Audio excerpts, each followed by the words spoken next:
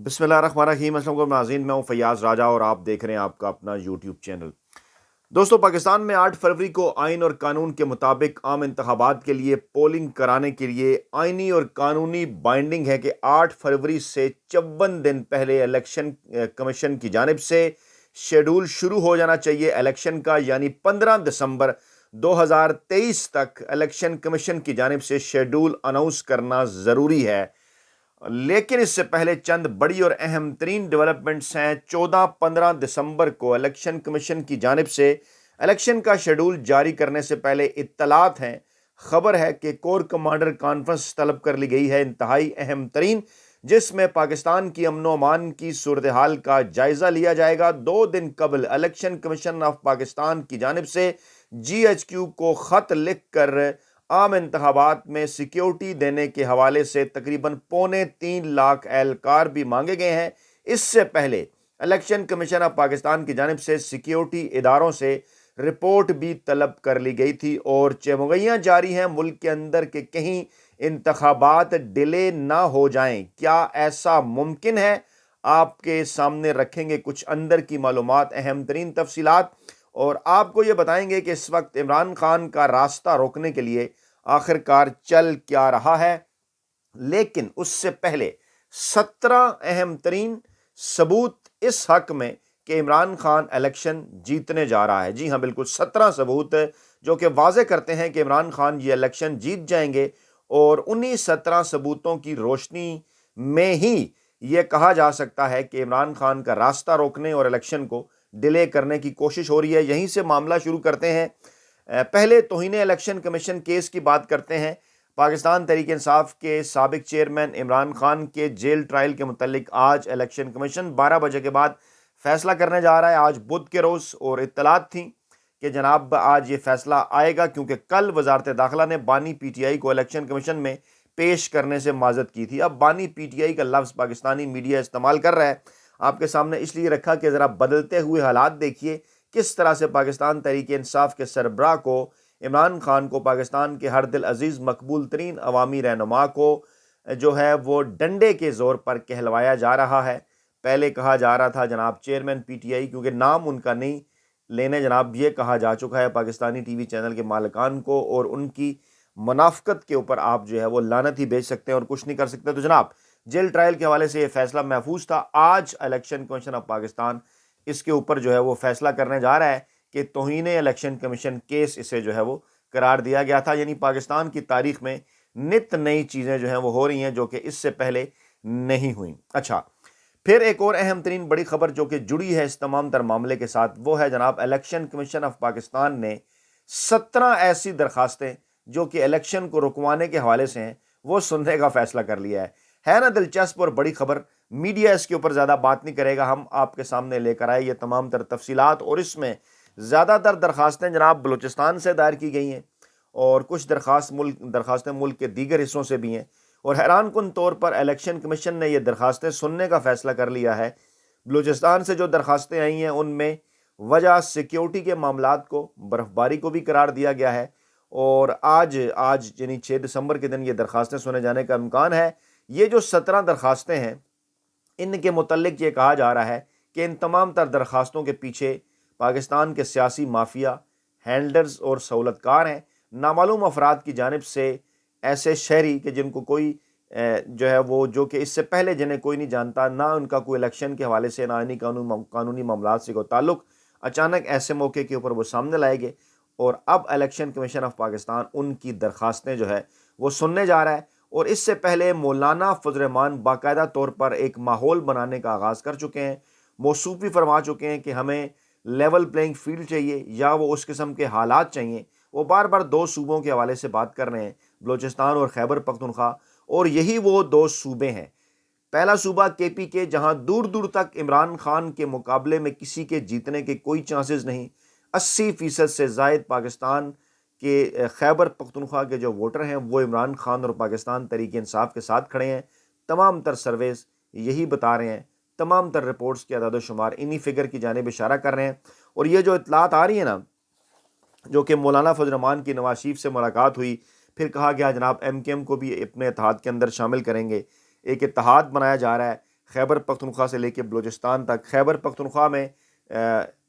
نواز شریف مولانا فضل الرحمان ایک دوسرے کے مقابلے میں امیدوار نہیں کھڑے کر رہے, طے کیا ہے بدلے میں مولانا فضل الرحمان کو صدارت کا امیدوار بنایا جا سکتا ہے. پنجاب میں جے یو آئی فے نے کہا جی کہ ہم نون لیگ کو سپورٹ کریں گے. سندھ کے اندر اسی طرح سے جو دیہی سندھ ہے وہاں پر جو ہے وہ پیپلز پارٹی کے اگینسٹ یہ اتحاد ہے جے یو آئی کا اور نون لیگ کا. اور اسی طرح سے شہری سندھ کے اندر وہاں پر کراچی کے اندر جو ہے وہ یہ جو اتحاد ہے جے یو آئی فے اور نون لیگ اور ایم کے ایم کا, یہ ممکنہ طور پر عمران خان پاکستان تحریک انصاف کے خلاف, اور بلوچستان میں بلوچستان عوامی پارٹی جے یو آئی فے اور نواز شریف, یہ تمام مل کر یہ جو کھچڑی بنا رہے ہیں. ایک پلان تو یہ ہے, لیکن اس پلان کے باوجود ان کی 100 نشستیں بھی کسی طور پر 134 تو بہت دور کی بات ہے نا, 100 نشستیں بھی یہ حاصل کرنے کے پوزیشن میں ہیں تمام کی تمام. اس میں اگر پیپلز پارٹی کو بھی, عوامی نیشنل پارٹی کو بھی شامل کر لیا جائے تو پھر بھی سرویز یہ بتا رہے ہیں کہ یہ جناب 100 نشستیں بھی حاصل, ایون استحکام پاکستان پارٹی کو بھی شامل کر لیں تو یہ 100 نشستیں حاصل نہیں کر سکتے. دوسری جانب سرویز تازہ ترین آپ کے سامنے جو ہم اس سے پہلے بھی رکھ چکے, صرف پنجاب کے اندر عمران خان 141 میں سے 120 نشستیں جیت سکتے ہیں, کے پی کی 45 میں سے 40-42 کے آس پاس, سندھ کی 61 میں سے 20-22 اور بلوچستان کی ایون 16 میں سے 8. بلوچستان خاص طور پر میں آپ کے سامنے اس لیے ذکر کرنا چاہتا ہوں کہ کیوں ان دونوں صوبوں میں انتخابات ملتوی کرانے کی باتیں ہو رہی ہیں. کے پی کے میں تو صرف عمران خان, اور بلوچستان کے اندر پہلی مرتبہ پاکستان کی 75 سالہ سیاسی تاریخ میں یہ ممکن ہوا ہے کہ کوئی ایسا رہنما جس کا تعلق پنجاب یا خیبر پختونخوا کے ساتھ ہے وہ اس وقت بلوچستان میں بھی دیگر تمام سیاسی جماعتوں کی نسبت سب سے زیادہ مقبول ہے. جی ہاں بالکل, عمران خان صاحب کا ذکر ہو رہا ہے اور وہ 3% زیادہ ان کی مقبولیت تمام تر قوم پرستوں کے مقابلے میں. اسی طرح سندھ میں بھی گزشتہ تقریباً 50 برسوں میں یہ پہلی مرتبہ ہو رہا ہے کہ ایسا سیاستدان کہ جس کا سندھ کے ساتھ تعلق نہیں ہے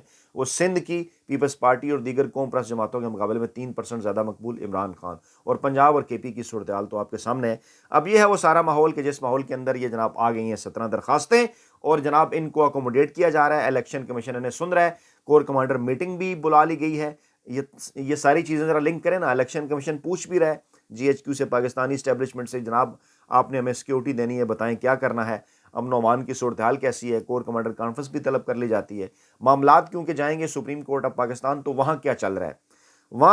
ہے اس کی تفصیلات بھی آپ کے سامنے رکھتے ہیں. لیکن اس سے پہلے ایک بیک گراؤنڈر, 6 ایسے جج صاحبان تھے سپریم کورٹ آف پاکستان کے جنوری 2022 میں جنہوں نے جسٹس قاضی فائز عیسیٰ صاحب کے حق میں جو ہے وہ فیصلہ دیا تھا.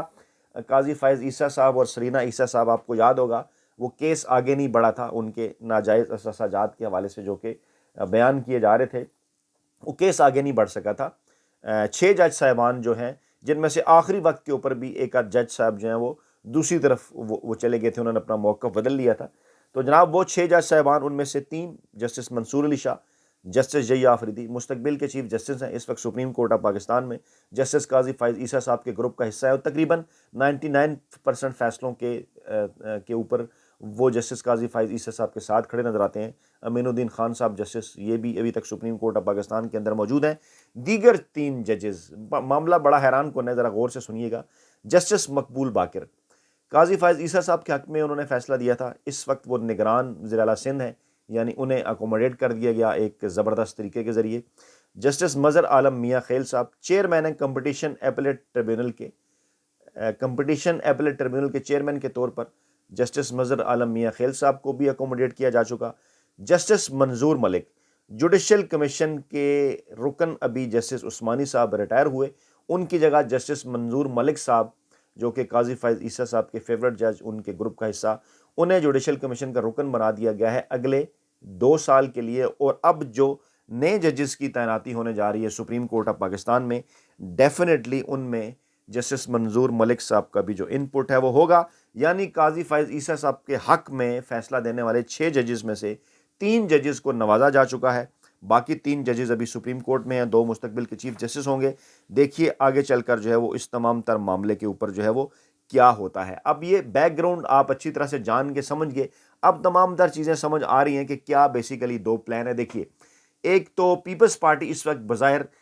مختلف جو ہے وہ اپنے آپ کو پیش کرنے کی کوشش کر رہی ہے نون لیگ سے ذرا ہٹ کے. لیکن ایک بات آپ ذہن میں رکھیے کہ پیپلز پارٹی کا بھی اتنا ہی کردار رہا عمران خان کی آئینی اور قانونی حکومت کو گرانے میں, بلکہ زیادہ کردار رہا. ساری یہ سٹیج تو سجائی ہی زرداری صاحب نے تھی. اور بعض میں تو بعد میں اس قسم کی خبریں بھی سامنے آئیں کہ اسٹیبلشمنٹ کی جانب سے جو اصل ٹاسک ہے وہ تو دیے ہی آصف زرداری صاحب کو گیا تھا، اور اس کے بعد پھر نون لیگ بھی کس طرح، یعنی اپنا اپنا سب کا کردار تھا۔ عمران خان اس حوالے سے واضح کر چکے، انہوں نے کہا کہ آصف زرداری صاحب نے کس طرح سے یہ کھیل رچایا، کس طرح سے نواز شریف اس سارے عمل کا حصہ بنے، لندن پلان کیا تھا، تمام تر چیزوں کو ذرا جوڑ کر دیکھیں، سائفر رجیم چینج آپریشن، اور اس کے بعد پھر 9 مئی کے معاملات، یعنی مقصد کیا تھا کہ پہلے عمران خان کی حکومت گرائی جائے پہلے سٹیپ کے اوپر، دوسرے سٹیپ کے اوپر عمران خان کو اور پاکستان تحریک انصاف کو پاکستان کے الیکشن کے نظام سے نکالا دیا جائے، یعنی انہیں کسی نہ کسی طریقے سے مائنس کیا جائے۔ اچھا، بڑے اینکر، ویلے کالم نگار اور ملازم صحافی اب کچھ چیزوں کو مکس کر رہے ہیں،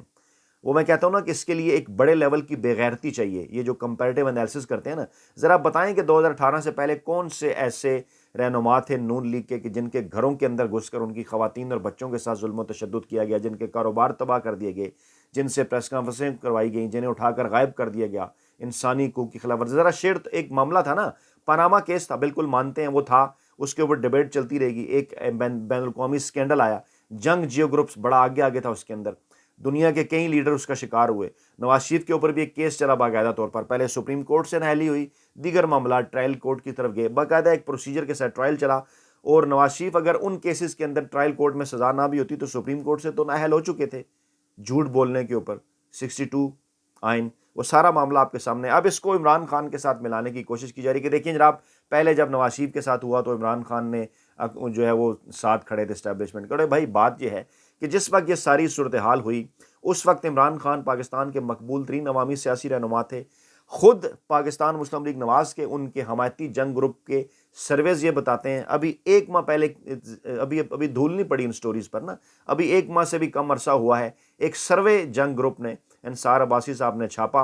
اور اس کے اندر انہوں نے اس بات کو تسلیم کیا کہ 2018 کے اندر بھی عمران خان کی مقبولیت تھی، اور اب اس مقبولیت میں پہلے سے کہیں زیادہ اضافہ ہو گیا ہے، یعنی 2018 میں جو مقبولیت تھی وہ اس وقت بھی نواز شریف سے زیادہ تھی۔ اور جو کنفرمڈ اطلاعات ہیں وہ تو یہ ہیں کہ عمران خان کی تو 20 نشستیں ماری گئی تھیں، اس لیے کہ عمران خان کا راستہ آگے چل کر روکا جائے۔ ہمیشہ سے اسی قسم کے پلان ہوتے ہیں خفیہ ہاتھوں کے، پہلے سے تیاری کر لی ہوتی ہے، تو باپ کو اور اس طرح کی ایم کے ایم کو یا دیگر سیاسی جماعتوں کو جو جوڑا گیا تھا نا عمران خان کے ساتھ، اور عمران خان کی 20 نشستیں کم کر کے، یعنی 134، 135، 36 نشستیں وہ لے رہے تھے، اور 114-15 پہ انہیں لے آئے۔ مقصد کیا تھا کہ تاکہ سادہ اکثریت سے حکومت نہ بنا سکیں، آگے چل کر ایک چیک کے طور پر ان کے ساتھ یہ سیاسی جماعتیں اٹیچ کر دی جائیں اسٹیبلشمنٹ کے ساتھ جن کا گہرا تعلق، اور وہی ہوا۔ آپ نے دیکھا کہ کس طرح سے پھر ایک منورنگ ہوئی، اور بین الاقوامی سازش کے بین الاقوامی مداخلت، سازش جو بھی اس کو کہہ لیں، اب تو تسلیم کیا جا چکا، مداخلت اور سازش کے اوپر بڑی ڈیبیٹس بھی ہو چکی، خود اس کے اوپر ترجمان صاحب کا بیان بھی موجود ہے۔ تو ہوا کچھ یوں کہ ایک بین الاقوامی سازش کا نتیجہ، پاکستان کے اندر سہولت کار موجود، ان کے ذریعے عمران خان کے اتحادیوں کو سائیڈ لائن کیا جانا، پاکستان تحریک انصاف کے اندر تقسیم پیدا کرنا،